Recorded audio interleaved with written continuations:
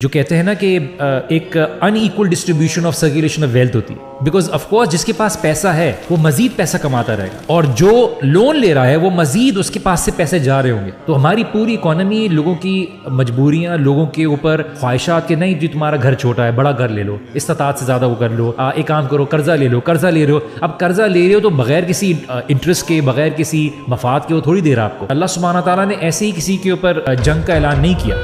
Loan کا سلسلہ دینا یہ تو ہمارے لیے تو کسی کی مدد کا ایلیمنٹ ہے نا. اب اس میں جو مفاد ہے، جس میں جو انٹرسٹ ہے، اس میں جو اضافہ ہے، وہ اس کو سود کہا گیا، کیونکہ اس کو کیا تھا کہ اسی کی کسی کی مجبوری کا فائدہ اٹھانا. تو ہماری پوری اکانومی لوگوں کی مجبوریاں، لوگوں کے اوپر خواہشات کے نہیں جی تمہارا گھر چھوٹا ہے بڑا گھر لے لو، استطاعت سے زیادہ وہ کر لو، ایک کام کرو قرضہ لے لو، قرضہ لے رہے ہو. اب قرضہ لے رہے ہو تو بغیر کسی انٹرسٹ کے، بغیر کسی مفاد کے وہ تھوڑی دے رہا آپ کو. وہ دے گا اس لیے تاکہ وہ آپ کے پیسے جو ہے وہ کسی اور کو دے، وہ آپ کے پیسے سے کو انٹرسٹ سے کمائے، اور انٹرسٹ سے کمانے کے بعد پھر وہ آپ کو ایک فکس اماؤنٹ دے اور خود اس سے زیادہ کمائے. That is how basically banks work, because وہ ایک انٹرمیڈیری بنے ہوتے ہیں. اللہ سبحانہ تعالیٰ نے ایسے ہی کسی کے اوپر جنگ کا اعلان نہیں کیا. ہمیں یہ بات سمجھنے کی ضرورت ہے. جو کہتے ہیں نا کہ ایک unequal distribution of circulation of wealth ہوتی ہے، بیکاز آف کورس جس کے پاس پیسہ ہے وہ مزید پیسہ کماتا رہے گا، اور جو لون لے رہا ہے وہ مزید اس کے پاس سے پیسے جا رہے ہوں گے، اور اس سے جو سوسائٹی کے اندر ایک رچ اور پور کا گیپ ہے وہ مزید بڑھے گا. اور یہ ایک انجسٹس ہے سوسائٹی کے اندر. آپ جب تک اس کو